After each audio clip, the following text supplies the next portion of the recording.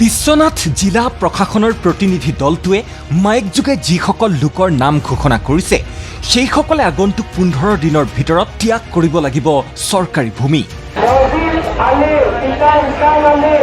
ননকে জাপৰিগুৰিৰ পাছত বিহালীৰ নিজ বাঘমাৰীত চলিব বুলডোজাৰ। 265 বিঘা ভূমিত 5 শতাধিক বেদখলকাৰী পৰিয়ালক উচ্ছেদৰ প্ৰস্তুতি। বিশ্বনাথৰ ননকে জাপৰিগুৰিত শান্তিপূৰ্ণভাৱে উচ্ছেদ সম্পূৰ্ণ হোৱাৰ পাছত বিহালী বিধানসভা সমষ্টিৰ নিজ বাঘমাৰীৰ নামপাৰা পলকটা আদি অঞ্চলত উচ্ছেদ চলাবলৈ সাজু হৈছে জিলা প্ৰশাসন।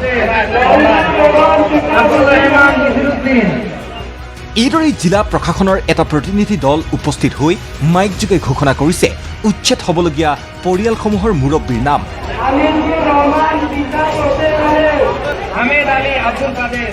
দখল ত্যাগ কৰিবলৈ বান্ধি দিয়া হৈছে 15 দিনৰ সময়সীমা।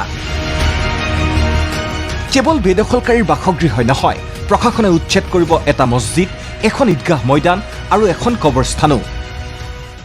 ভিজিয়াৰ ভূমি আছে 265 বিঘা 3 কাঠা 15 লচা। জানামতে 430টা পৰিয়াল আমি পাইছিলোঁ, কিন্তু ইয়াতে আহি দেখিলোঁ অলপ বেছি হ'ব। প্ৰাইভেট স্কুল আছে, এটা আছে মছজিদ আছে আৰু কবৰস্থান এখন আছে। কোনো অপ্ৰীতিকৰ পৰিস্থিতি নাই, ধুনীয়াকৈতো লৈয়ে আছে নটিচবিলাক। 15 দিনৰ সময় দিয়া হৈছে। স্বাভাৱিকতেই জাননী লাভৰ পাছতেই হাহাকাৰ লাগিছে বেদখলকাৰীৰ মাজত। আমচুৰ দাবী যে মানুহখিনিক সংস্থাপন দি তাৰ পাছত উচ্ছেদ কৰক। যিখিনি জেগাত উচ্ছেদ কৰিছে সেইখিনি মানুহৰ থাকিবলৈ কোনো ঠাই নাই। আজি আমাৰ মানুহখিনি তিৰপালৰ তলত থাকিব লগা হৈছে। তাত স্কুলীয়া ছাত্ৰ ছাত্ৰী আছে, সেইখিনি আমাৰ যি মৌলিক অধিকাৰ শিক্ষাৰ পৰাও আমাক বঞ্চিত কৰা হৈছে।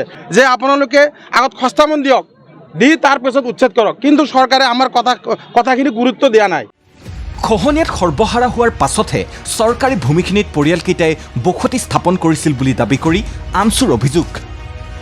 বাছি বাছি ধৰ্মৰ ভিত্তিত উচ্ছেদ চলাইছে চৰকাৰে। যুগ যুগ ধৰি গৰাখহাই আছে। বিশ্বনাথ পানপুৰ মাথাউৰি যিটো গৰাখহনীয়া, সেই গৰাখহনীয়াৰ এটা অংশ ইয়াত।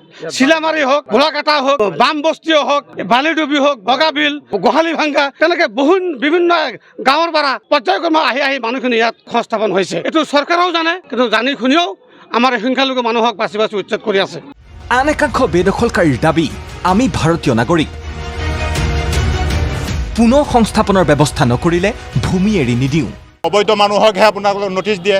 গতিকে আমি যদি ভাৰতীয় নাগৰিক, আমাক পুনৰ সংস্থাপনৰ ব্যৱস্থা নকৰালৈকে আমি এই উচ্ছেদ আমি মানি নলওঁ। আমি কেতিয়াও কোনো পধ্যেই আমি মানি নলওঁ। অৱশ্যে সংখ্যালঘু দল সংগঠন বা বেদখলকাৰীক সকীয়াই মুখ্যমন্ত্ৰী হিমন্ত বিশ্ব শৰ্মাই বাৰে বাৰে কৈছে, উচ্ছেদত অপ্ৰীতিকৰ পৰিস্থিতিৰ উদ্ভৱ হ'লে উচিত প্ৰত্যুত্তৰ দিব আৰক্ষীয়ে। ৰাজ্যৰ চৰকাৰী চৰণীয়া ভূমি বা বনাঞ্চলসমূহ বেদখলমুক্ত নোহোৱা পৰ্যন্ত অব্যাহত থাকিব উচ্ছেদ অভিযান। বিশ্বনাথৰ পৰা ভৰত দাসৰ ৰিপৰ্ট, ND24।